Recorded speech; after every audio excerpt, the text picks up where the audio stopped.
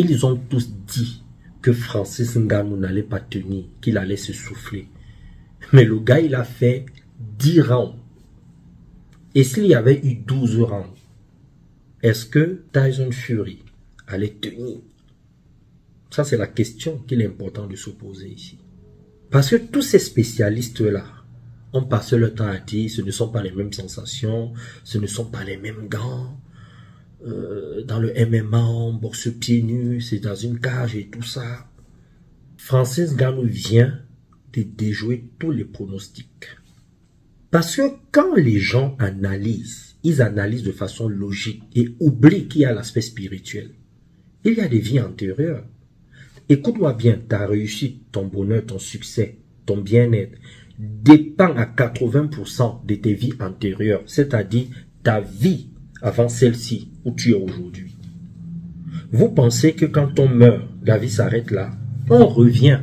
Tu ne peux pas évoluer dans le cycle de la vie en une seule vie. Ce n'est pas possible. Tu reviens pour évoluer. Et Francis Ngannou est revenu dans ce monde sur cette terre pour rectifier ses erreurs. C'était déjà un boxeur dans une vie antérieure. Seulement, il n'a pas eu le succès qu'il a aujourd'hui. Il est venu dans cette vie pour se prouver à lui-même de quoi il est capable, pour voir apparaître devant ses yeux la partie de lui qui va être le meilleur boxeur du monde. Et il va y arriver, parce qu'il est bien entouré. Il sait ce qu'il veut et il est connecté à la partie de lui qui est dans l'au-delà. Mieux encore, Francis Ngannou, où il est là, il est sûr que quand il prend une décision, c'est une décision qui va l'amener loin. Parce que quand tu meurs, tu reviens. Certaines personnes reviennent avec des résidus de leur vie antérieure.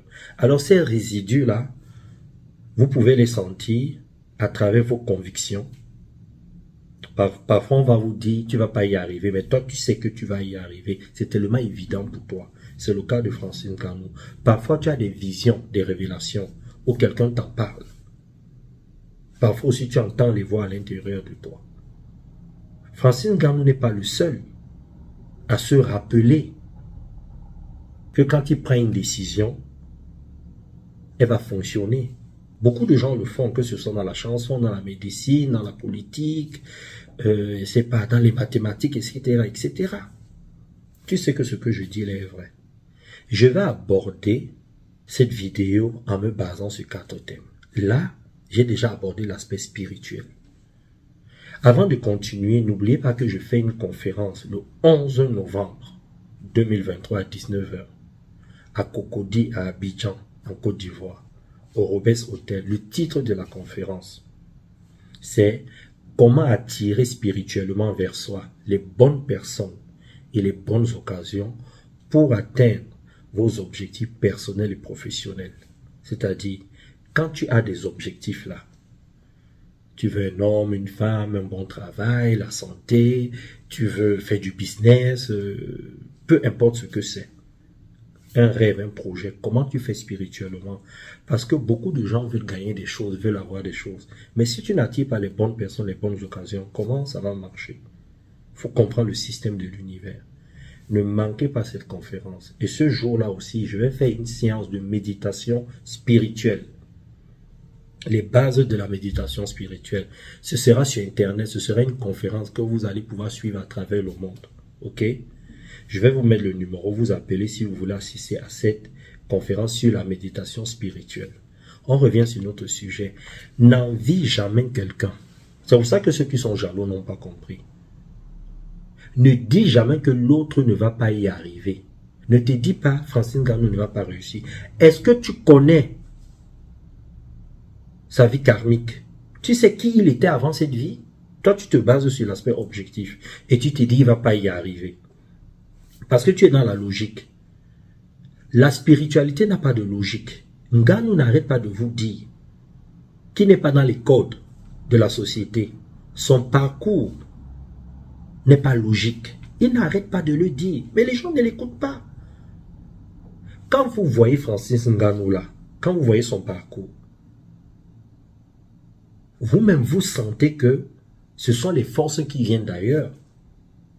Oui, le gars quitte du MMA, il vient à la boxe, et en quelque sorte, il gagne le champion du monde. Oui, il faut dire la vérité.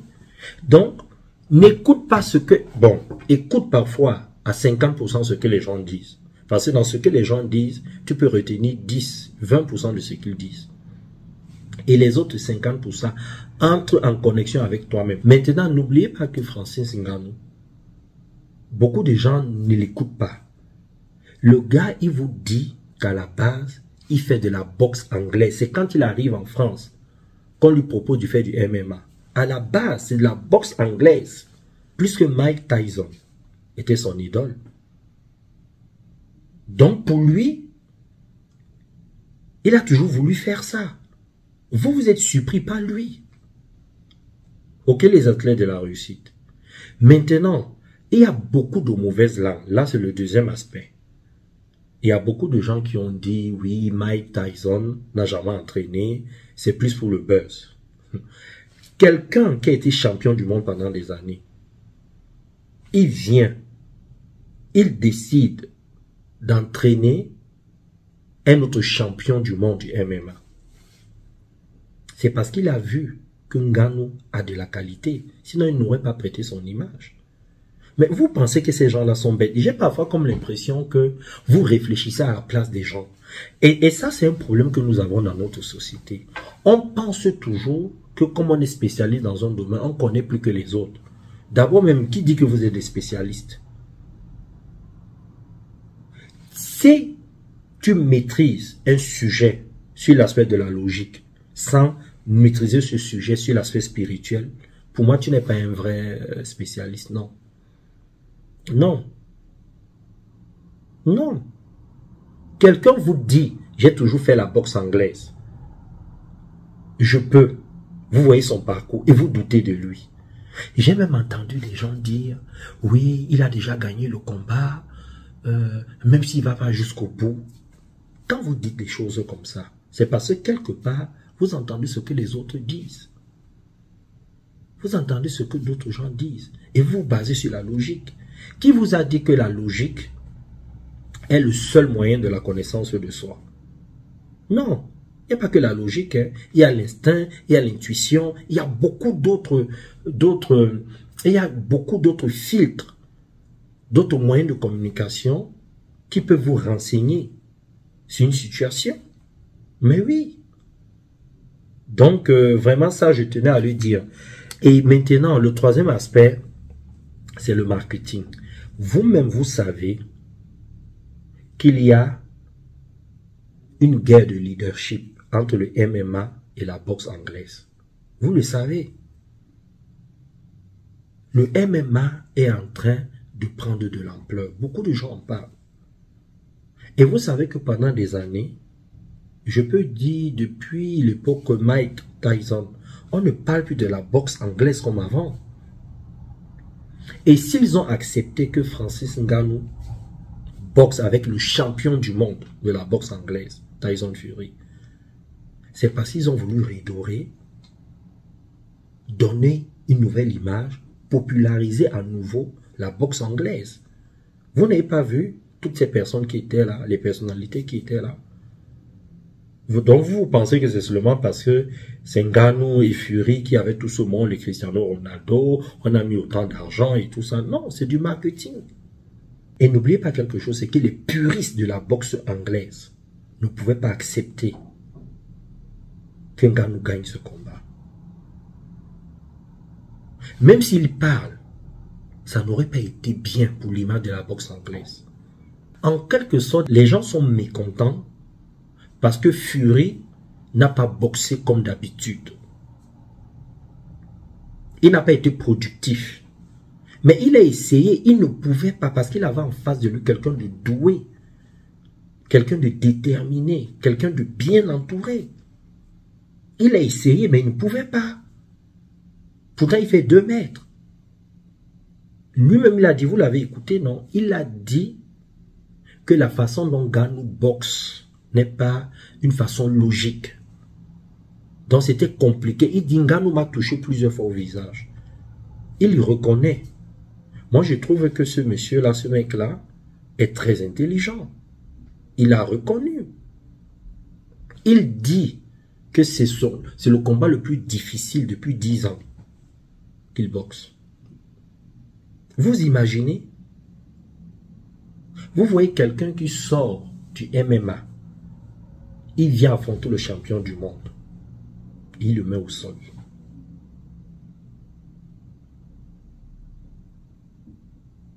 Les puristes sont dépassés. C'est du marketing. Mais vous avez là, vu aujourd'hui, le futur champion du monde de boxe anglaise, Francis Ngannou. On parlera de lui comme l'un des meilleurs sportifs de cette planète. Quelqu'un qui fait du MMA et la boxe anglaise, il est champion dans les deux boxes, dans les deux disciplines. Vous allez voir, on parlera de lui. C'est très important. Donc, il y avait beaucoup de marketing derrière et tout ça, tout ce qui va avec. Et le troisième aspect que je vais aborder, ce sont nos gouvernements africains. Qu'est-ce qui ne va même pas avec nos gouvernements là? Je vais faire une vidéo là sur Mélenchon. Vous savez, Mélenchon était au Congo là. Si j'ai vu des images, comment les gens l'applaudissent. Je vais faire une vidéo là. Il est applaudi. Nous les Africains, on a des problèmes. Mais restons un peu sur Ngannou. Ne nous égarons pas. Francis Ngannou est comme la plupart des grands sportifs, des chanteurs, des médecins, des enfants d'Afrique qui se battent et qui passent leur temps à donner une image positive de leur pays africain. Et je ne comprends pas pourquoi les gouvernements n'arrivent pas à s'asseoir en se disant, bon, ce qu'on va faire, c'est que on va définir des objectifs qu'on veut atteindre dans les 30 prochaines années. Dans le domaine du sport, de la musique, de la médecine, de l'enseignement, de tel domaine. C'est ce que les pays développés font. Aujourd'hui où je vous parle, il y a des pays qui sont en train de se positionner sur les 30 prochaines années. Il y a des pays qui sont en train de se dire, dans les 30 prochaines années, il faut qu'on aille dans une autre planète. Il y a des pays qui se disent, quelle sera notre place dans les 10 prochaines années? Et ce sont les gouvernements qui réfléchissent, qui pensent à ça. Mais chez nous, en Afrique, ce sont les individualités qui donnent le maximum. On a comme l'impression que les gouvernants dorment. Ce n'est même pas une impression, c'est une réalité. Voilà encore un digne enfant d'Afrique qui vient de prouver que si l'Afrique était structurée, si nos gouvernements prenaient en compte l'intelligence, la sagesse de chaque Africain, on serait très très loin. On nous néglige et les autres pays nous récupèrent. Vous pensez que si Francis Ngannou était resté au Cameroun, il serait ce qu'il est aujourd'hui? Non. Vous pensez que tous ces grands chanteurs-là, qui sont reconnus mondialement, tous ces sportifs, ces médecins, s'ils étaient restés en Afrique, ils seraient connus comme ils sont connus là aujourd'hui? Non. Les Africains sont trop intelligents. Mais ils sont très mal accompagnés. Ils ne sont pas soutenus. Là, vous allez voir Francis Ngannou au Cameroun. Il y a les ministres qui vont prendre des photos avec lui. On va l'inviter partout. Et la suite, c'est quoi? C'est que c'est lui qui va investir son argent après pour ouvrir des écoles.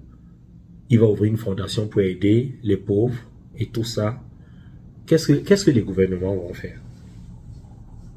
Ils vont rien faire. Et après, ça va passer. On va l'utiliser. C'est connu. En Europe, en Occident, en Amérique, en Asie, c'est pas comme ça qu'on fait. Quand c'est comme ça, on appelle le champion, on lui dit comment tu vois les choses.